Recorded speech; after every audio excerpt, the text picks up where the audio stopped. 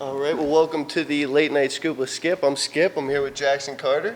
How you doing, Jackson? Just fantastic. How are you? That's great. I'm doing great. Great. You were on season 14 of The Biggest Loser. That's right. And it just ended, the finale was in March, is that correct? Yeah, March 18th was my live finale. All right, so what have you been up to these days? Since the show, I've been doing volunteer work with Ogden Outreach still. I'm the personal trainer at Planet Fitness back home. Lots of speaking engagements, like we just did one here at Bethany College. It's fantastic, very inspirational. Thank you very much. It was. I'm glad I didn't sound like a bumbling fool. No, I mean, I feel like if, it was a great presentation, you did a good job. It's, something that I feel like there could have been a huge audience because, you made some very fantastic points. You have 5 steps to success. And I'd like you to get to those, after you tell us what you've been up to. You're doing a lot of outreach speeches, as you said, but. Yeah, for sure. I try to get into a lot of youth-oriented places. I really like working with kids. So I've been doing schools, elementary, high school, and middle schools. I'm actually speaking at a rehab next week for youth who are struggling with drug addiction. So a lot of very powerful stuff. And with my outreach resource center that I currently volunteer for, we've been working a lot with LGBT homeless youth because that's a big problem in the Utah area where I'm from. Absolutely. Is homeless youth who are struggling because they got kicked out of their house for being gay, lesbian, or bisexual, transgender. And you were on the show, and one of your main motivations and inspirations to be on the show was you worked at an LGBTQ youth resource center, correct? Yeah, I did. And you said that you wanted to be able to go and bring fitness into your life. You had all the skills and qualities to, show them how to, really fit in, I guess, because LGBT Qs, they have problems with people in society, I guess, and just people don't accept them so much, as everybody else. And you just wanted to go get the fitness aspect and bring it back to them because that's very important. Is that correct? Yeah, absolutely. One of the big things that I've noticed with these kids that I was working with is that they need to lean on us for a lot of support because they're getting picked on for LGBT, so they obviously need help feeling comfortable coming out, feeling comfortable with themselves, not feeling like they're weird or bad or wrong. So we do focus on that. But because they miss a lot of school, they miss out on the social aspects of it. So they don't get to communicate with each other in school. They avoid going to school for being bullied, so they don't get sexual education. They don't get all these interactions. They miss gym class, and they're not taught how to be assimilated really into society because they avoid it at all costs because it's too painful for them. Yes. So one of our big goals at Outreach was to set a good example in every aspect. And I was doing a very good job about setting an example, teaching healthy sexuality classes. I was giving them just a safe place to hang out. We were feeding them a warm meal every night.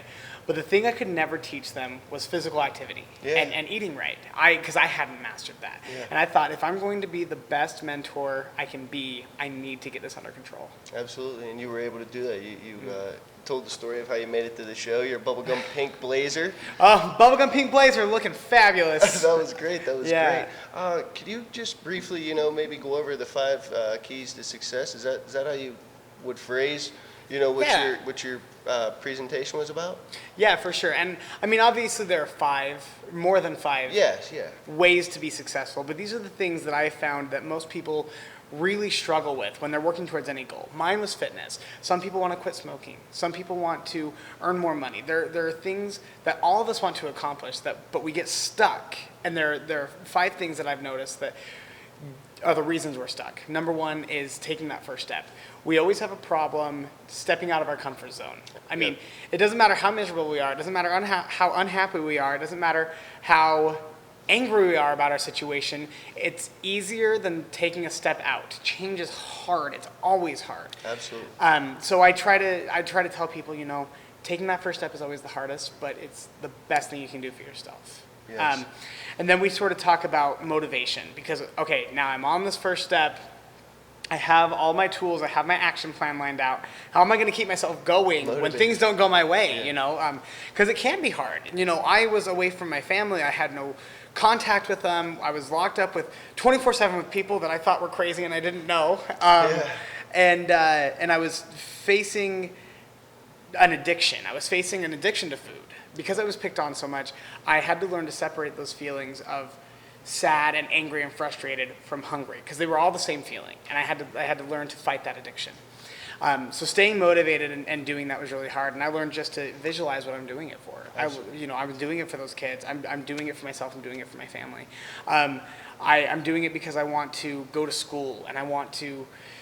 At this time, I had big dreams of being in theater, and I still love theater, film. I love all of it, and you're not really taken seriously in those businesses if you're heavy, and not necessarily because you're heavy, but because you are self-conscious about being heavy. Okay, I was gonna. You know what I mean? Yes.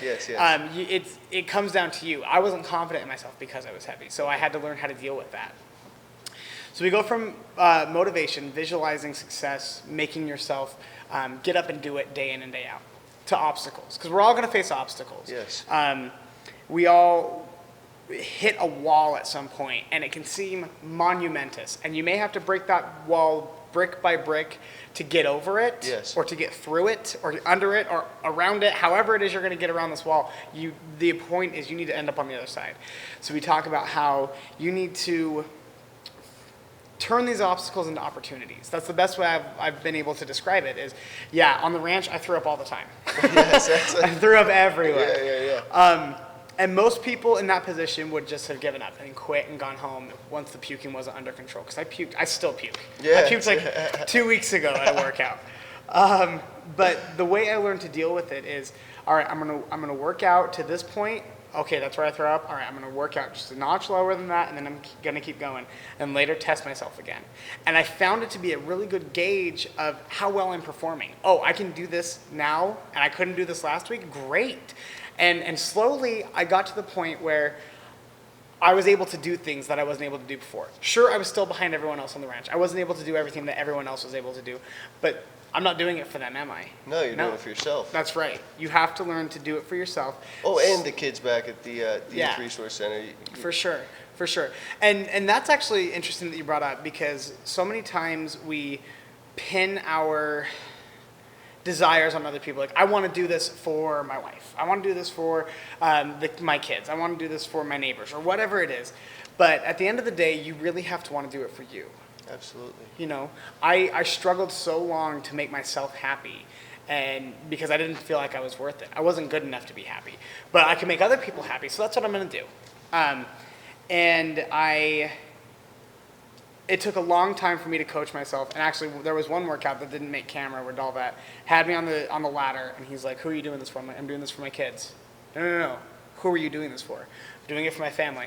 And we played this little game for like 5 minutes, and finally he said, "Who are you doing this for?" I said, "I'm doing it for myself." And he goes, "You need to learn that. I will believe in you until you have the strength to do it." Dalvet was instrumental in me being successful. He's one of the most incredible human beings you'll ever meet. He's a great guy. So you, again, turn your obstacles into your opportunities, and don't get down on yourself when your obstacles are hard. Because I think back to my time on the ranch now, and I think I'm so happy it was hard, because now I don't take it for granted. You know what I mean? Yes, absolutely. It would be easy for me to, if it was just handed to me, I'd go back to my old habits because I didn't have to work for it. But because I had to work so hard every day to overcome these obstacles, I'm really grateful for my experience. Yes. And then we talk about accountability. You know, so many times we think we can take on the world ourselves, and it's wrong to ask for help, and it's wrong to, it's weak to ask for help. We don't want to because we don't want to. We often think that way, yes. We do. Yeah. So we don't get other people involved, but we don't realize that there are people all around us that have the same goals, who have the same aspirations that we do. And when you can find someone who has those same goals and keep each other accountable, what do you refer to these people as? I refer to them as my accountability buddies. Accountability buddies. That's great. That's awesome. Yeah. Accountability buddies. Yeah, for sure. My roommate right now is my accountability buddy because he's really into fitness and he's really into eating right, but there are still days where he doesn't want to do it. And there are still days when I don't want to do it. But just because finale is over and the cameras are gone doesn't mean I still don't struggle with it. I'm going to struggle with this for the rest of my life. But I have him there. He's like, "Hey, you go to the gym yet?" No. All right, you better go. Yeah. So it's good to have that accountability. And I realize that a trainer isn't realistic for everybody because it's not within my price range. But once you can if you can find someone in your neighborhood or at work that will do this with you, embark on this journey with you, you're going to find really good success. Find an accountability buddy. Get yourselves an accountability buddy. That's awesome. And then the last thing we talk about is just enjoying the ride. When I think about my time on Biggest Loser, I don't think about finale. I don't think about, walking next to the hologram of my heavy self and parting the doors and waving at the crowds. I think about all the nights I was up with friend Selena, just talking until 1 a.m. and about all the crazy things those people were doing to us. Yes. I think about just all the good times I had with the cast and all that I overcame, and I realized that I really enjoyed what I was doing, which made it so much easier to stick with it. And if you don't enjoy what you're doing, then you're never going to accomplish it. And maybe that's not the goal for you. And that's also part of being successful, is being able to realize, you know what, this is not what I want, and stepping away from it, taking that first step into another goal. Yes. And maybe if it's too hard or you're not enjoying it, then it's not the goal for you. Because if you're working hard and you're working in the right direction, these little speed bumps and motivation aren't going to be a factor to the point where you're going to want to quit. That makes total sense. Yeah, for sure. That's just a great layout that you have, and just something to keep you on track, and seems to have worked very well. Well, thanks. Yeah. I still have to refer to it. Yes. Because like I said, this is a lifelong thing. I'm going to struggle with this. Everyone on the cast is going to struggle with our weight forever. We all have an addiction. We all do. And Jillian once said, everyone here has an addiction. The only difference is that you guys wear your addiction. We're heavy. People know that we have a food addiction. But you see like a drug addict, you may not know they're a drug addict. You may not know someone's an alcoholic. And that's their lot in life. I'm able to have a couple drinks in moderation and be fine. Unfortunately, I can't limit and moderate my food intake the way that I wish I could. Yes. So, everybody has an addiction. Sometimes it's different. And just, follow maybe the 5 steps that Jackson's come up with, and it can help you out. So what do you do, these days, I guess, to, make sure and keep yourself happy, healthy, and motivated, when you wake up? Like, where are you working at? What's new and next? Right now I'm working at Planet Fitness as a personal trainer. So yes. Fitness is a big part of my life. And the way that I'm staying in shape, the way I'm going to the gym every day, and the way I'm eating right is because I put a bigger emphasis on it, and I put a primary focus on myself. Before, my focus was everyone else and then me. I was at the bottom of the totem pole all the time. But I have to consciously make an effort to make myself a priority. I wake up early, and before I do anything, I have my coffee, I have my breakfast, and I force myself to make a meal instead of going through the drive-thru. I'm going to school right now for human performance management, which is like a 4-year degree in nutrition training and emotional wellness. And that's been really good at keeping me motivated, because I understand the how in fitness, but I don't understand the why necessarily. Like, I don't know the science behind it. Yes. So that's keeping me really on top of it, because now I'm just surrounded by it all the time. And when I first got home, I was really struggling with sliding back into my old habits. I was really afraid that I was going to go back and start eating what I did. So I packed up, I got out of my parents' house, and now I'm living with my accountability buddy, so that I'm on top of it every day. I have to be on top of it, or else he yells at me. Great. I got someone asked me a question earlier. Mr. Furby said, so you were on The Biggest Loser and you lost. Does that make you a winner? Absolutely. Absolutely. You learned so much, right? Yeah, I think that's the fundamental difference between Loser and any other reality show, is that there's no loser on our show. Absolutely. Everybody takes something different from the show. And it's so much more powerful, because we're not in it for the grand prize. Yeah, there's $250,000. But when I lost, I had so much more to be thankful for than I did to be sorry for. Absolutely. And I feel like a lot of times in our lives, we all have more to be thankful for than we do to be sorry for. But we just don't focus it like that. We focus all that energy negatively. A big thing I've learned in keeping this weight off and doing the show is that I have to learn to stay more positive. And obviously not everything's sunshine and butterflies and rainbows, because wouldn't that be a lovely life? But I make a conscious effort, if I start talking negatively, to take a step back and say, well, all right, what can be learned from this experience? I don't believe in mistakes. I don't believe in mistakes for a second. I just figured out a way to not do something. Oh, okay. Well, I greatly appreciate the yeah, time. Yeah, my pleasure, for sure. We learned a lot from you, and it was a great interview with you. Cool. Thanks for staying tuned and tuning in here to the Late Night Scoop with Skip. And now you got the scoop from Jackson Carter here, myself. You're in the loop. We'll see you next time, folks.